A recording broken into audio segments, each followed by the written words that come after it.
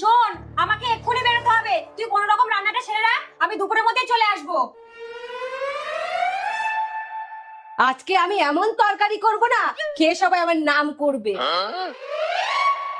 বৌমনি দাও, খেতে দাও। ভাই, আজকে আমি রান্না করিনি, তোমার বউ রান্না করেছে। তুমি যাই বলো, ওর মধ্যে কিন্তু একটা চেষ্টা আছে। এই নাও তোমাদের রুটি আর আলুর দম। বাহ, শুরু করো। কি কেমন? এইবার আমি।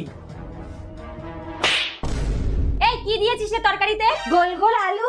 আর কি দিয়েছিস? আর পেস্ট, নুন, লঙ্কা, হলুদ। ঘরে তো পেঁয়াজ রসুন ছিল না, তুই পেস্ট করলি কি করে? ওটাই তো আমার বুদ্ধি। ওইখানে যে ছোট ঝুড়িটার মধ্যে আদা পুদিনার পেস্ট আছে সেটা। ও, আদা পুদিনার পেস্ট। কি তুমি কোন পেস্ট দিয়েছো? টুথপেস্ট।